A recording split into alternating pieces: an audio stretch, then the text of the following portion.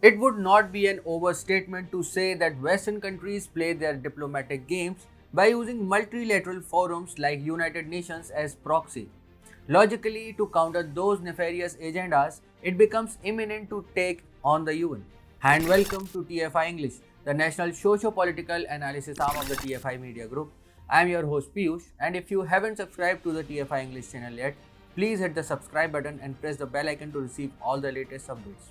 Coming back to the story, in this video I am here to tell you about India's quest for justice. Except for a few, we have been able to avenge our soldiers' death by eliminating terrorist groups fueled by our hostile neighbors. However, soldiers who gave their lives at UN peacekeeping missions have never got justice, since those territories were not in direct confrontation with us.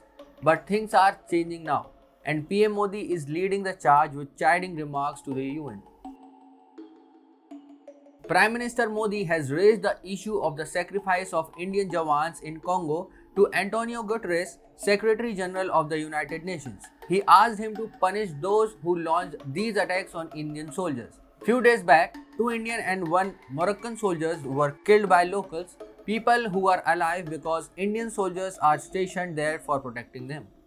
Informing about the phone call, PM Modi tweeted, spoke to UNSG Antonio Guterres to discuss the shocking attack on the UN peacekeeping mission in Democratic Republic of Congo, in which 2 brave BSF personnel lost their lives, urged quick investigations to bring the perpetrators to justice.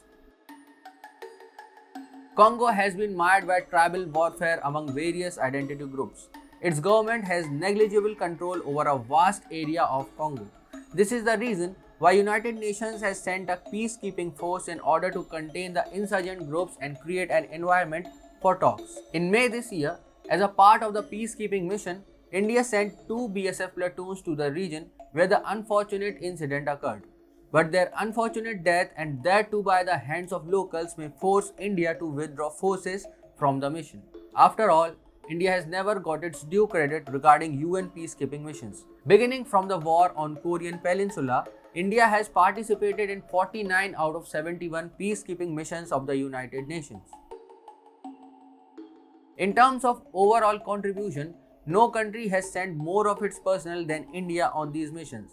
Up until now, we have sent 253,000 Indians for the purpose of creating peaceful environment in the region where seeing human flesh is the norm. Out of 72,930 total peacekeepers, 5,500 of them were Indian troops. Not only this, through peacekeeping missions, India has shown the world how gender equality is achieved. In 2007, India became the first country in the world to send a women-only contingent to the peacekeeping mission in Liberia. These women also inspired the local Liberian women to join security forces as well.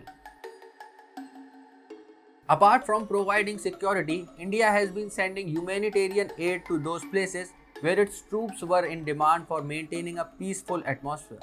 Moreover, India has been doing all of this largely at its own expense.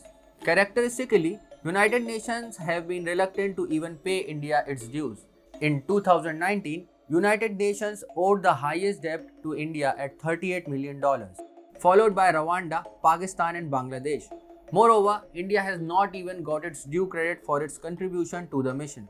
In spite of India contributing the largest number of troops to the UN missions, the UN prefers non-Indian faces for advertising the successes of the peacekeeping mission.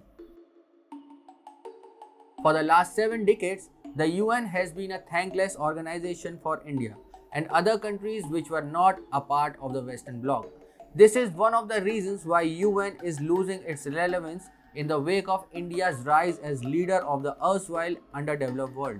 Nevertheless, India has not moved back on its resolve to make the world a better place.